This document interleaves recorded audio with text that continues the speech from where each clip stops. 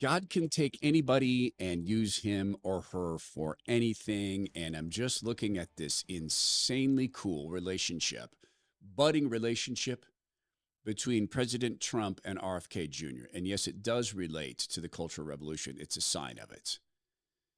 The fact that RFK Jr. is wrong about abortion, he has been wrong about the climate catastrophe. He said nuts things. He said, if you're a world boss and you will not come around to believing that the climate catastrophe is killing all the children, that you should be put in prison. And maybe he's figured out that's a swindle. He had said that the National Rifle Association is just as responsible for people using guns to kill one another as are the people who actually do the killing. Again, nuts, insane, insipid. But on pharma, he has been largely right. He bought into the lockdowns and came out of that pretty quickly. And I think because he has a position of trust with a lot of people in his organization, he spent years investing in that, his time and his energy. I'm betting that he probably said, you know what, I need to make sure I'm on the right side of this, and probably acted with caution, but came out of that pretty quickly, understanding that it was a swindle. So RFK Jr. to head up Health and Human Services. A lot of focus is rightly on what he's going to do to pharma and to the National Institute of Health. And there's already apparently employees fleeing. Praise God, that needs to happen. These organizations have corrupted business models, and they are businesses. The FDA is 40% funded by pharma. There's the revolving door. You regulate, then you go invest and work in the industry. Sometimes you do both at the same time. The CDC is a pharmaceutical company, in my mind, in my opinion, because they participate in profits. They get to make a profit off of pharma patents. That makes them a pharma company, in my mind. The FDA, this gets to do what the Department of Agriculture people do. They get to take a rake off a product to help invent. And that's the part that doesn't get a lot of notice. That part. There is an entire portion of government that involves himself with the private sector, so-called private sector, because they stop being private when they do things like this, who have been responsible for creating a whole bunch of type 2 diabetics, in my mind. And I'll explain this in a second, because this is a portion of JFK's approach, or pardon me, RFK Jr.'s approach to this, that doesn't get enough attention. It has to do with him standing in front of a bunch of stuff that people believe is food. I'll show you this in a second. We all, of course, have nutritional sins. All of us do. It was just last night that I went to my beloved pizza place in Hauser, Idaho, and I'll have you know that I've helped them invent a third pizza. This is the meatball sub pizza. Alex just looked at me quizzically. So good. Had that and my Caesar salad with extra chicken, and I'll have you know, I had some huckleberry lemonade, 2 cups of it. Now, of course, that day I burned 4,000 calories, and I went in there having only consumed 1,000. So I could eat whatever I wanted. I'm pretty weird that way, focused that way. It's a ritual for me. Another ritual, though, is making sure that I get absolutely as much nutrition out of my body as I can and as much sleep. This is where Bioptimizers has been so key to me. They sent me a note for Black Friday. They like to do crazy, insane things during Black Friday, which they celebrate all month. They're giving you 25% off a 3-product stack I take to improve my sleep. That's Magnesium Breakthrough. Also helps reduce stress and emotional volatility, helps with regularity. That's Magnesium Breakthrough, first product. Second one is Masszymes. It's a digestive enzyme series that's been shown to produce 1,200% more amino acids in our bodies. Amino acids build proteins, proteins build muscle. And then the last one is this. It's called P3OM. It's a prebiotic that makes sure that you get the most nutrition out of all the food that you eat because it helps you break it down. When I went last night and had my pizza pie, I went in with Masszymes and I went in with P3OM. I took those tablets at the bar before I ate. On the way home, I popped in Magnesium Breakthrough and had a beautiful night of sleep.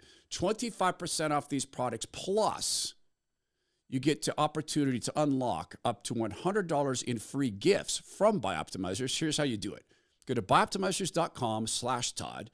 Make sure you use promo code Todd to get 25% off that 3-product stack and to qualify for the $100 in free gifts. Bioptimizers.com/Todd. Use promo code Todd.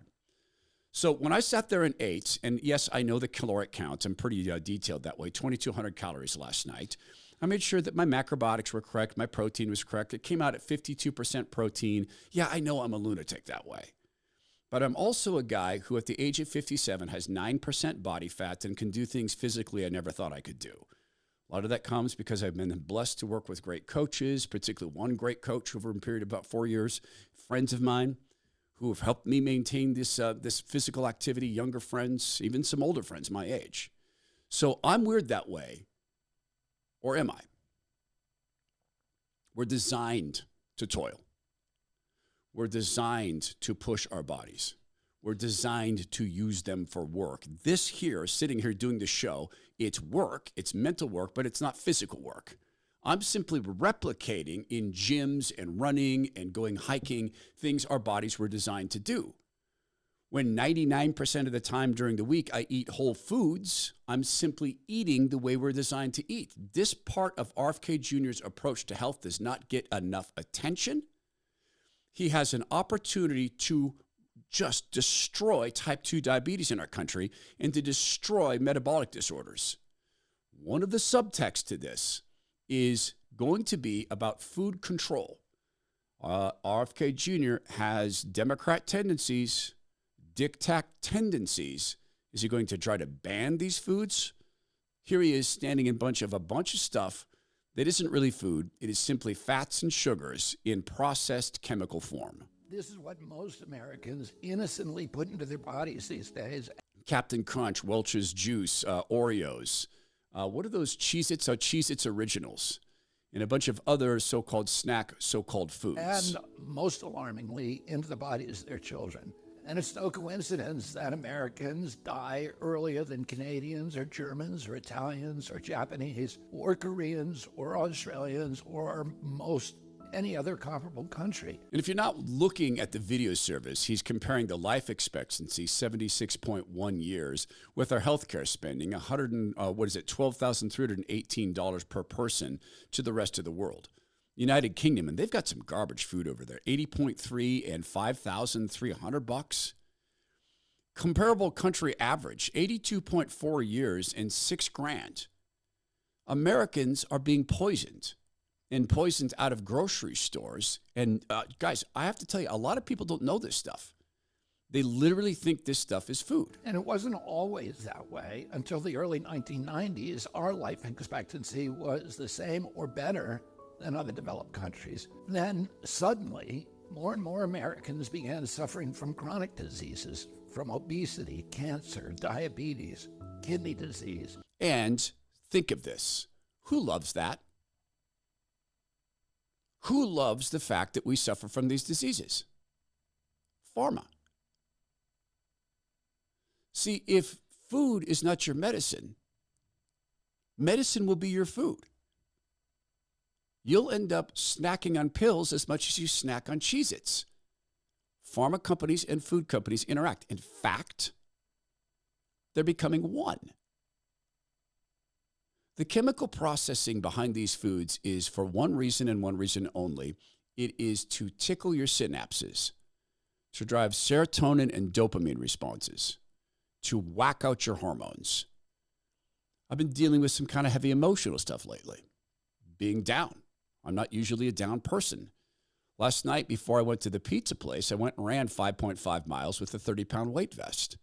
On the way out the door, my wife said, try to find some joy. I said, I'll find some endorphins. Guess what? The endorphins deliver joy. So God designed our bodies. The food companies know this.